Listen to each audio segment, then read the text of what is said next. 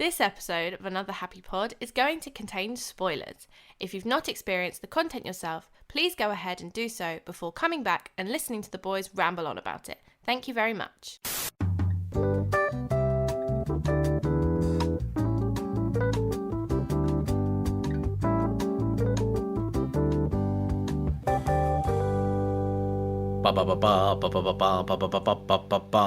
In a world where hatred is monetized and toxicity thrives, we would rather talk about the stuff we like in the realm of pop culture.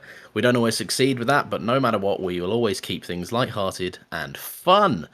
This is Another Happy Pod. My name is Lawrence, and I'm joined by Nathan, who is not doing the intro today. And I never will again. Oh no! I should have established something more lasting and more like a better voice for it. You had a good cadence to it, and now I just felt like I was winging it there. No, I'll never do it until the city has met my demands. What city? I know. We live in two different cities. I've gone full supervillain. Okay, I've kidnapped the mayor. I'm holding this podcast at ransom. We're not even doing a superhero thing. What is this? I don't know. I'm tired. All right, you woke me up. I didn't wake you up. We agreed a time at like 7 a.m. You had 12 hours to be here, and then you were late. I also had a full day of work, unlike some people. Yeah, well, that's your life choice, not mine. Sorry, I need to earn money. It's okay. Sorry, I need to pay my rent. We're not all fucking living off daddy's money. I think I earn more than my dad. My dad's retired. I definitely earn more than my dad. Yeah, well, his castle would beg to differ. So that being said, he's probably got more money in his bank account currently than I do in mine, so that's fair enough. How much has he got? I'll ask him after this. We'll find out.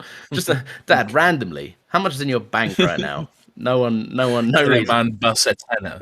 Yeah. The amount of times at uni I sent him a message like, "Hey Dad," and he was like, "How much?" And I was like, 20, please.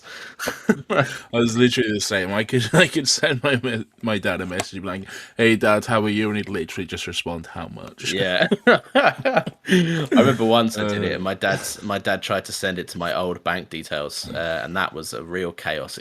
It was I desperately need a quick tenner, and he sent it to the wrong place, and then his bank tried calling him, and they were like, "What's going on?" And he was like, "Lawrence, I fucking hate all of this, and I fucking hate you." You did the exact same thing to me once. You lent me like a tenner or something, but then you sent it to my old Barclays account, which I don't use anymore and haven't in years. And I don't know any of the details, so I had to call them up and everything. It was a whole nightmare fiasco. One way or another, Nathan, you worked for that tenner. Yeah. I did. I actually should have paid you more for the amount of effort. It was actually an hourly rate at that point. We're talking about time.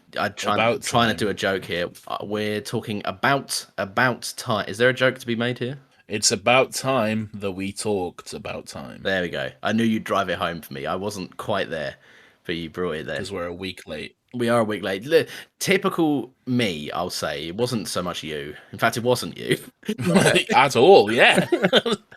I was like, "Hey, Nathan, why don't we recorded something early because we'd already seen it, and we were like, well, let's jump on and record something again, like a day or two later." We got a week ahead, and then literally the first week that we could benefit off of this week in advance situation, I left the recording and didn't download it, and I went to download it on the 8th day, and it turns out that the link expired on the 7th day, so we lost that episode, and now we're just back to square one, where we're recording the night before. Not even square one, square zero really, because we lost a week. So yeah, if anything, we lost of this arrangement. Yeah, the point was we liked the Lego Batman movie, but you'll never hear it in depth. Yeah, it's too late to talk about it now. We're done with the Batman. But here we are talking about this movie. It's time. It's about time to talk. It doesn't work when you've already done it. Nathan, do you like this film? It's a Richard Curtis classic. The last Richard Curtis we spoke about, we did not like.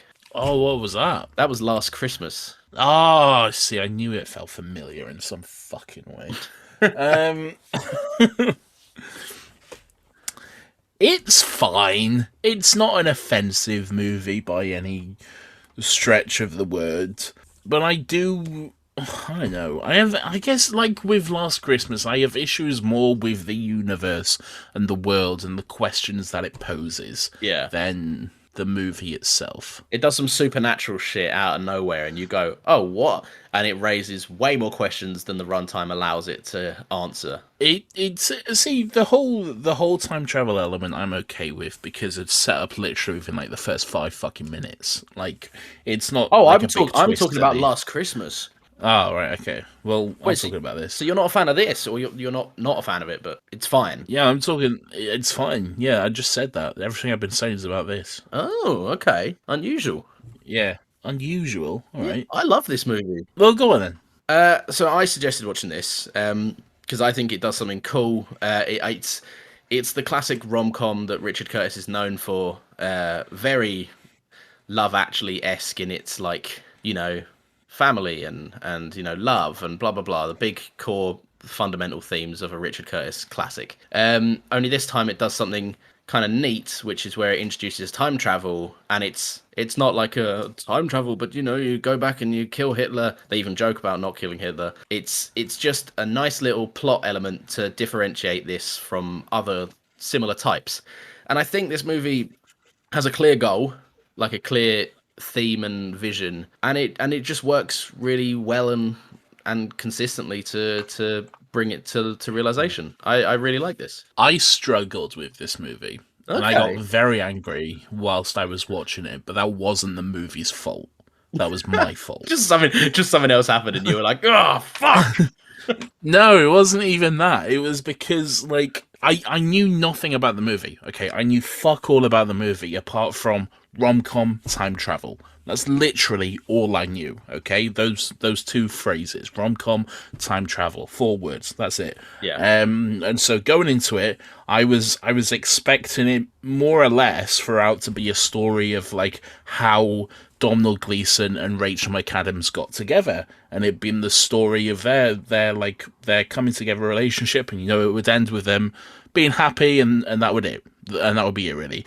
But it's not. It's like they get together quite quickly, and then it like moves through a lot of their relationship. Like they get married, they have kids, their relationship goes on and on and on, and then like throughout the entire movie, I was waiting for something to go wrong with them. I was waiting for some big moment where they like break up, and maybe she finds out about the time travel or something severely goes wrong. I was waiting for that big rom-com moment where the couple where they break up or whatever. Yeah. And that never happened, and it just left me so frustrated and angry. I couldn't work out what this movie was whilst I was watching it, and it wasn't until it was finished that I was like, well, what was the fucking point? And I just it left me angry. No, that's completely fair enough, because like I can see if you just think this is a standard rom-com, it's not that. And it does go in a different direction. I can see if you were watching it, you'd be like, "Why? Where is this going?" And it seemingly the blissful part of the relationship just goes on, and then you've got 20 minutes left, and you're like, "What the fuck's going on?" That's exactly it, though. There's the blissful part just kept on going on. There seemed to be no real issues with this couple whatsoever. Like they hardly even had an argument, and throughout the rom-com, I was like, "This is strange. We've got 20, 30 minutes left, and not even a hint of like a problem between them. I don't see what's happening." And turns out nothing was happening. So I know stuff was happening, just not what you expected would happen, right? Like, well, I was going to say what was happening was we were told very specific rules about the time travel, rules that cannot be broken under any circumstances, and then they just break them just for a laugh, just for a pleasant day out. Let's just have all these very clear rules that we've set up. Let's just break them one last time. They don't break them for a pleasant day out. They do. They break them for a pleasant day out, but everything's fine. There's no ramifications. It's all absolutely peachy. So whatever. I'm the fool, I guess. This has made you genuinely cross. It has. Do you not think there's a lovely element of this movie where it's about like, when I first watched this, I was kind of the same. I was a little bit like, it doesn't go anywhere or do much. And then I wasn't really a fan how at the end of it, basically the narration, because this is narrated the whole way through by Domhnall Gleeson as Tim, and at the end it's like, so this movie was about this, and it does do that. There is a lot of here's the secret for happiness, even when you have time travel. The secret is don't time travel. Just live your life and be a better person. And I was a little bit like, I kind of got it. I didn't need the movie to spell it out for me. But when I watched this today, I think once you know what this movie is, it definitely works better a second time round or a third time round, because you're looking at all the times where he like strives for perfection, or he like chooses to go back in time and craft a scenario that works the best possible way. But every single time, life kind of slaps him back down, and there's all these... at the end of it, you realise the only times he really succeeded was when he just let shit happen and then tried to do better in the future, and not as in like not traveling back through time, as in he would just, when other scenarios in life would present itself, he would just try and be a better person. That's what I got from it. I can't really comment because I've only seen it once, like a week ago. Yeah, no, fair enough. I don't want to watch it again. I don't know. I guess I'm looking at it more. I don't know. The antithesis of this podcast, I guess. I'm looking at it in a very pessimistic way, which is obviously what we love to do here. I don't know. There was elements of the whole time travel storyline that I just found a little bit sinister and creepy, because he just straight up broke up the couple and then took her for himself. And I'm Yeah, like, yeah. all right, that seems a little weird. And then he had sex with her 3 times in one night just by going back in time travel again. I'm like, all right, not technically wrong, I guess, but still. There are definitely some odd moments. I wrote down a note that says, "Poor Rupert, man got played hard," which is because he's just a nice guy. Although he kind of is presented as a nice guy and then kind of presented as a dickhead immediately for the next scene. Do you know what I mean? Yeah. Where it's like he comes in the art exhibition and he's like, "Oh, this is nice. I'm a nice guy. I like that guy. He's a cool guy." And then next time you see him, he's like, "What's up? Party time!" And it's like, we're obviously not meant to like him for this scene, because then then we'd look at Tim and go, "You're a bit of a dick. That's not a nice thing to do." But yeah, no. Also, their entire relationship, Donald Gleason and Rachel McAdams' relationship, is kind of built on a lie. Because the first time he like actually talks to her, and then like stays with her in this timeline or whatever, he tells her about Kate Moss, which is what she told him about, and he doesn't know fuck all about Kate Moss. He's just saying exactly what she told him. And I'm like, did they ever talk about Kate Moss again? For like the entire 10, 20 years or whatever, or was it just that one time and then it was never brought up? No, he opens with a killer Kate Moss line, and then it's like, no further questions ever again. They go to dinner like straight after that, and like you can only imagine if she had another point, he would just be like, "I agree," profoundly. Yeah, that's me. Did you like how everyone's from Cornwall and none of them have accents? Yeah. I guess no. I did like. This is another thing. Like, I was supposed to root for this guy in this family, but they're obviously like the biggest fucking Tory family going in their like mansion on the hill, like looking over the sea. And, Yeah. Oh, we spend the day eating sandwiches by the beach because we don't have jobs because we don't need them. There's a line in this where he says, "I've never met a rich person who was genuinely happy," he says, "in his countryside mansion with the ability to travel through time." But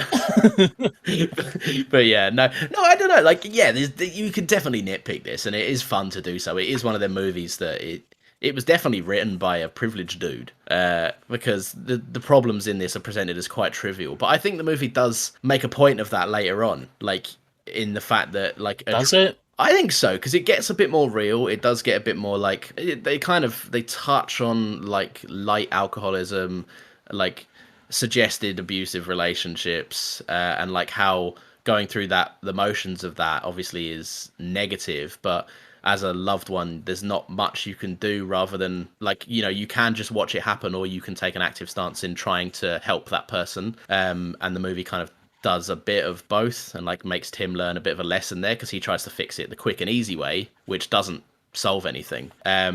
And causes more. Well, it does. Well, no, it does, but then it causes problems for him. Yeah, as in like, but that's the world's way of being like, this is not how you fix a problem. The way you fix it is by being present and helping her as a brother from the get-go. You can't just swoop in at the last minute with your superpowers and save everyone. You have to life is still shit for in certain scenarios, and there's fuck all you can do about it. But yeah, no, this is a fun movie to kind of nitpick a little bit. But is there anything you did like about it, or like, I know you don't hate it, but I don't hate it. I just I don't know. What did I like? I like the cast. I love Rachel McAdams in pretty much anything she's in. She's always like the best person in the movie. Yeah. And no exception here. She's great again. Put her in more stuff because she's great. I was gonna say, isn't it crazy that Rachel McAdams' career started out as being like the head bitch character, like archetype, Yeah. and then she very quickly just veered into like the lovable girl next door type rom-com. I'm pretty sure Mean Girls and The Notebook came out the exact same year. That's So range. That's very good range. Yeah, that is very good range. Yeah, and she's amazing at both. Yeah. So, And then she Yeah. becomes a bird or something. sure. Yeah. That lingering silence. I'm gonna cut that silence because it just makes me sound horrible. I didn't like that at all. But now I can't cut it because I've said about it. Oh no. What a ridiculous situation you've crafted for yourself. This is truly terrible. Yeah, so I like the cast. I enjoy Domhnall Gleeson. He's fine. He doesn't break the mold in any way. He's just little British, Irish Domhnall Gleeson. I do enjoy his dad. What's his name? Bill Nye. Bill Nye. Yeah. Again, just what you expect from him is good. Everyone's good. Everyone's good. Margot Robbie was a surprise, to be sure, but a welcome one. And a weird accent. Yeah, I've got a note that says Margot Robbie can master any accent in the afternoon except apparently the English one, or like Yeah. the London accent. Yeah, it wasn't. But no, good for you, Margot Robbie. Good for you. You got off Neighbours. Well done. Yeah, it's very this was it was this same year as Wolf of Wall Street, which was like her biggest, or like a breakout kind of thing, right? Yeah, I think so. Yeah. Yeah. So, Well, there you go. Good on you. good on you. So you like the cast, you don't like anything else. You really didn't. I I like thought the this would be cast. well up your street. I genuinely thought you'd really enjoy this. Wow, it's difficult. It's not that I didn't enjoy it. I mean, I didn't, but I don't know. I didn't actively dislike the movie. There wasn't much that I did like really, and I Yeah. just found that a lot of stuff about it kind of just pissed me off. Like the stuff I did like, the moments I did like, I did really enjoy the part like about how his dad had cancer and he kept going back in time and using the time travel to keep having moments with his dad, even after he was dead, even after the funeral, even the fucking day of the funeral. He's like going back in time and they're talking about, the speech coming up and all this sort of stuff. And I did like that. That was very sweet. It was really good. I did like all of that stuff. But then they just fucking ruined it for me because they put in a plot point where you cannot travel back in time once you've had children. Well, you can, but then you will have a different child, okay? Yeah. Your child will be a different child because it's a different sperm in that timeline or whatever. Makes sense, kind of, I guess.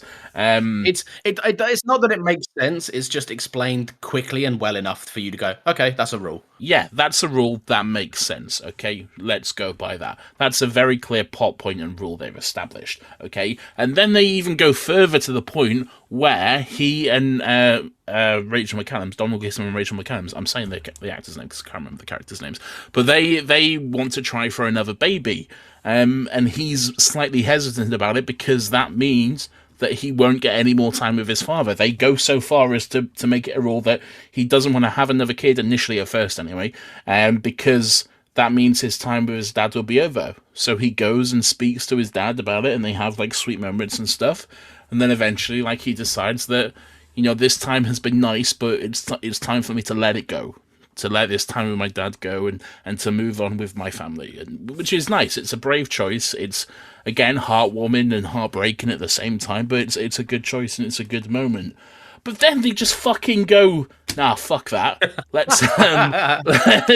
Let's go back in time to when you was a kid and I was a younger man and just run around on the beach for a little while and it won't have any effect at all. Don't even worry about it. Yeah. Won't be an issue. We'll be back in time for supper. So Let's go do that. My reaction to that, because this was, like I said, this viewing for me was kind of a transformative one where I realized I actually really enjoy this and I like what it's doing. But it got to that moment and I knew it was coming. And I kind of just went like, it's the fact that he's a younger boy that changes everything. Because if they went back to like a week before his first kid was born. Bob's your uncle. Same thing, but you don't get the imagery of father and son as clear as that. As clear as little boy and father skimming rocks on the beach or whatever.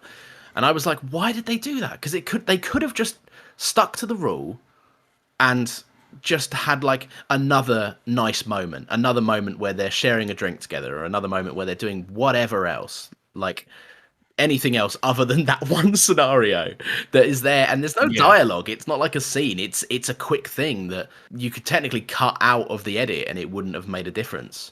Like, you didn't even have to show us what that was. Just like have a knowing thing of like, oh, they clearly just experienced something lovely together, and that's that.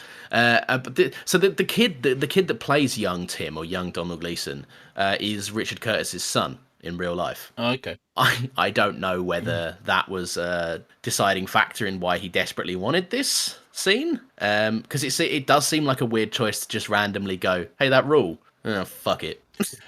It just seems weird to put so much stress and so much stakes on that one rule, on that, because they even say, like, at the beginning, there's no real rules to the time travel. Like, you can pretty much do whatever you want. He's been, going about. He hasn't really mucked anything up, so it's all fine. And then later on, they find out, oh no, actually there is like a rule. I probably should have told you. It's actually pretty serious. Seems like a funny thing, like when his son's wife becomes pregnant. Seems like a weird thing to not just pull him aside and go, by the way, this fucked me when I was young. Don't do it. It's traumatic. You think your child is gone, or not just dead, but like erased from life. Maybe don't do that. But no, he lets his son find out, and then he's like, haha, you found out, did you? Haha, I'm Bill Nighy, and that was a rule. Like, it was very, like, odd. Yeah, it just seems weird to, like, have it be such, like, a prevalent and important rule in the movie, and then them just throw it aside for, like, one little moment. Yeah. Right? And it's a nice moment, don't get me wrong, it is a nice moment to have, like, the father and son stones on the beach sort of thing. It's fun, it's heartwarming. I can see why they would want to do it, but if it's gonna negate your whole fucking dramatic tension element, then why just do something else? I don't know. I think that really. I know it. I knew that would, because you're a stickler for the rules, aren't you? You love rules in films, and I'm not. No, but you are. You're not a stickler for rules in terms of like you're boring. But if a film establishes something and then does the opposite, you get fucked off by it, like most people do, because it's a pretty glaring plot hole type thing. Yeah. I guess I do. It's the funny way that Bill Nighy goes, it's a bit naughty, but if we're really careful and we're not seen, and it's like, yeah, okay, you wrote this is a last minute inclusion, isn't it? Like, you don't have time to change the rest of the scene or the other scenes where you change the rule or whatever.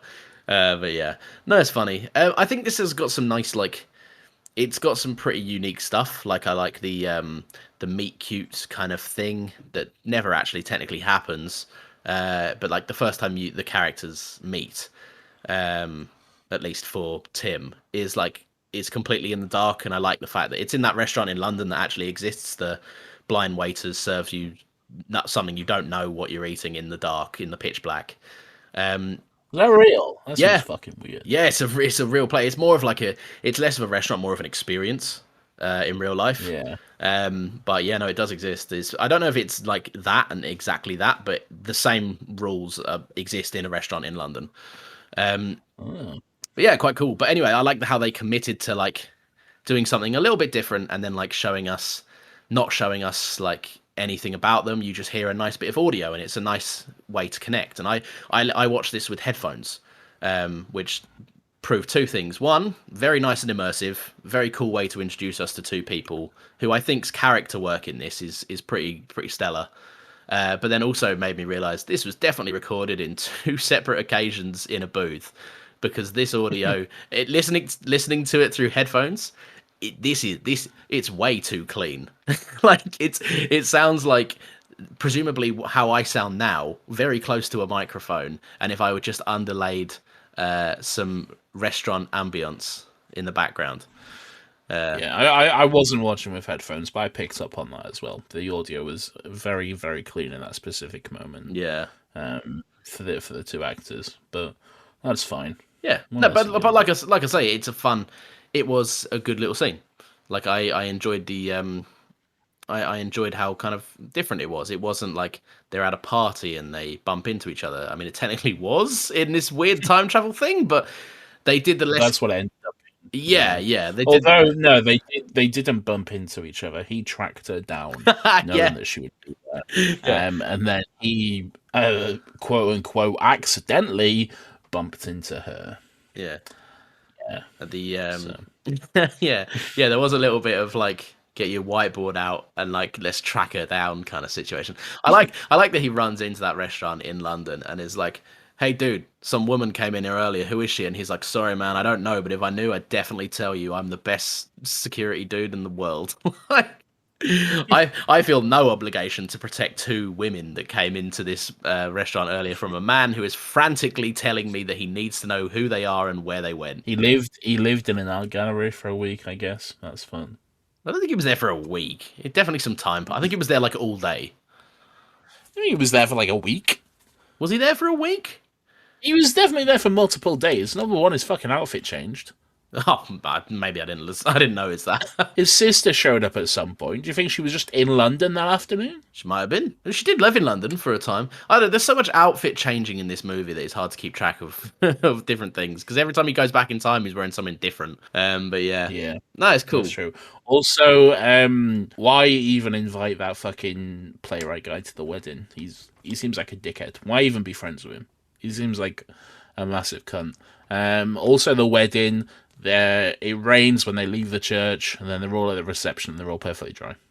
So You are cinema sins, aren't you? You are proper. Get your dingers out, boys, because Nathan's got some problems. He saw. that one was very cinema sins. I'll give you that. Thank you. That you probably you just recorded that with a cadence of it rains after the wedding and then they're all dry at the reception. So yeah, ding. It broke the rules. It did. Oh, I tell you what. Let's find out something else. And I don't. You might have something prepared for this. You might not. It's time for Nathan's Nathan's London accuracy test. This movie depicts people traveling in London. Nathan, was there anything untoward or anything that caught your radar? Person at the checkout on like fucking WH Smith's or something was way too friendly. Not happening. But that was the point at the end of it. That was the point where like he lives every day again, but he lives with like he lives life to how he'd love to live it. I understand the themes. Not happening in London. I don't care how good you do it. So someone comes up to you and smiles, and they're like, thanks. I'll just have this sandwich, and they're no matter what, they're still gonna be like, yeah, all right, fuck off. I've got a line of people. I don't care about your fucking sandwich. Yeah. To be honest, I wasn't really focusing too much on the London stuff. It seemed more or less fine, I guess. There was like a little bit of we're here and now we're there, as there always is in these movies. Yeah. But it wasn't anything too offensive. So. You know the walk to the car. When she goes, this was very long, but yeah, she goes, "Do you want me to walk me to my car?" And he says, "Oh, bloody hell, do you have time parking?" And it's a bit of a funny, like, well, actually, my car's parked outside my house. Come in for sex. Yes. But in actual fact, they would have had to have walked 6 miles to get there. Which fuck that. Yeah, which is way too long for sex. I'd be too tired. Way too long. I'd be too tired for sex after 1 mile of walking. No wonder he fucking bottomed out on his first go. Yeah, exactly. I'm not being funny, but give a man a chance. Like, come how's he? What is his energy and resetting with each time travel? Because he went. I don't know. Yeah, well, I think, to be honest, I think that's what Richard Curtis intended the takeaway from this film to be. Let's discuss how the time travel rules work in relation to Domhnall Gleeson's stamina during sex. Yeah. Do you reckon one character I did like was the uncle or like the brother of Uncle Desmond? Bill Nye, yeah, Uncle Desmond. He was just a very sweet character. And like, was he not the brother of Mary or? Oh, was he? Well, that I answers my think he was the question. brother on the mum side. Were you going to say, does he have powers? Yeah, I was. Yeah. Yeah, no, I don't think I thought the same. I wasn't too sure, and I don't think they actually ever say what uncle he's a side of. Um, Yeah. but then, like, later on they have a very close bond. He tells him that he loves him at the wedding. But then, like, other things, like the mum calls him darling and stuff like that, which is a very, like, I don't know, in Well, that's. Oh, I mean, mums call people darling. That's just a mum thing, isn't that it? is a mum thing, to be fair, yeah, especially a Tory mum Yeah. thing. Um, I did like. He's always in a suit. Like no matter what he's doing, he's yeah, having like breakfast out on the lawn. He's got a little suit on. there's He's looking his best. Bless him. there's an analytical point to be made there. Like, I don't know what it is, but someone cleverer than me can watch that because there's definitely something in the fact that he's got like some sort of early onset Alzheimer's kind of thing.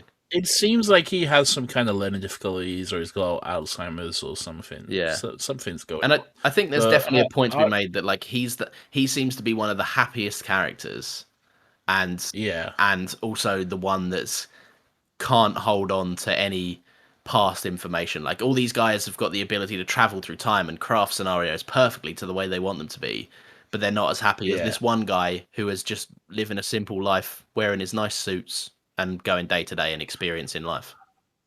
Well, no, because in fucking Bill Nye's wedding speech, he's the best man. Eventually, he even said like he's like loved 3 men or whatever, and one of them was Desmond, his brother Desmond or whatever. I think he just says Desmond. I don't know if he says brother or not. Yeah, no, but it'd be weird to say that about your brother-in-law, wouldn't it? I don't think so. Not for this. He clearly lives with them. It's a very close knit family. I think it's his brother. I don't know. Well, in that case, I think he's wasting his time with his time travel. I think you're wrong. All right then. I think I don't know if I'm right or wrong. I don't know. Either way, he's clearly not using his time travel unless he's just waiting until everyone goes to bed and then he's just living an absolute fucking crazy life because he's got no kids. He can do whatever he wants. Yeah, that's Richard Curtis right now. Yeah, go and text him. Let me know what he says. There's an online theory on Reddit that is Uncle Desmond is so scatterbrained because he can't travel in time, but is deeply affected by all the time travel happening around him. It doesn't really work because everyone else would technically have to suffer the same way, but he is the idea that just every time Desmond gets a grip on something in his simpler mind, it's just fucked the day later.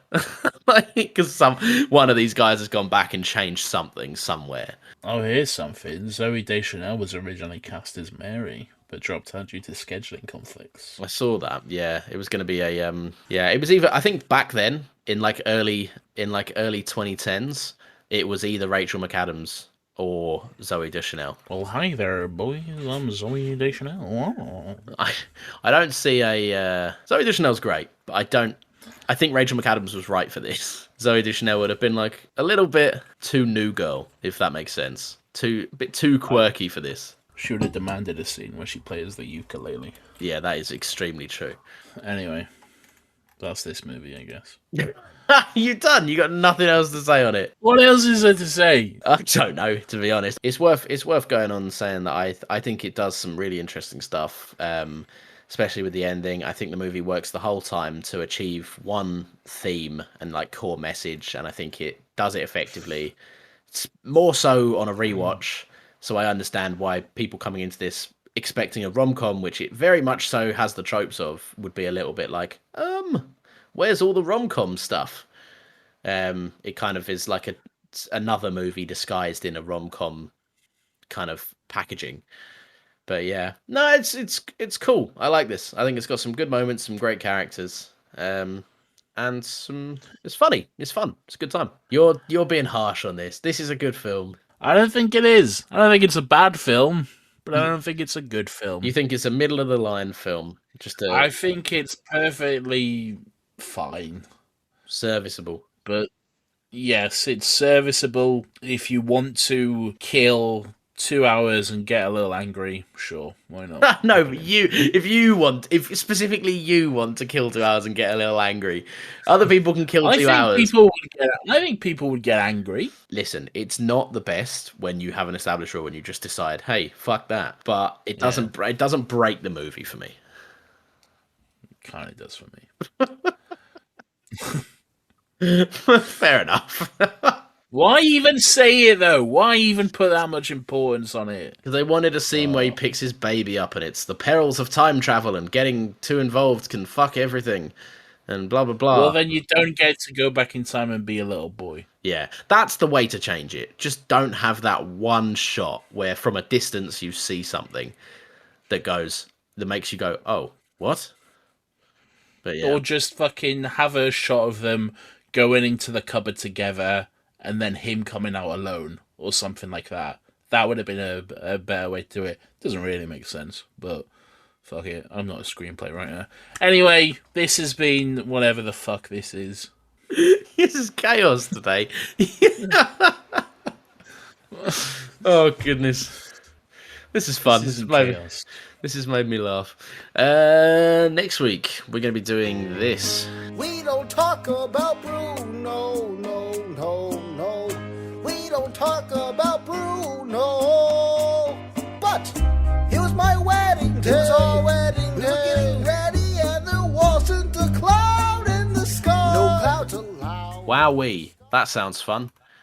We don't talk about Encanto. You just put in a clip. The whole fucking purpose of putting in a clip is so you don't need to say anything here. We don't talk Encanto. But it was the podcast. I'm leaving. It was the podcast. Right, he's left, everyone. Follow us at Another Happy Pod, Twitter and Instagram. We're also, you can review us. Hi, Nathan, he's back now. You can review us, and you can also, what can you fucking do? What do I normally say here? Thanks for listening. You can review us on social media if you want, or you can check us out on social media and review us on podcasts, apps. That's the actual way to do it, not what I said. Anyway, bye. See you next week.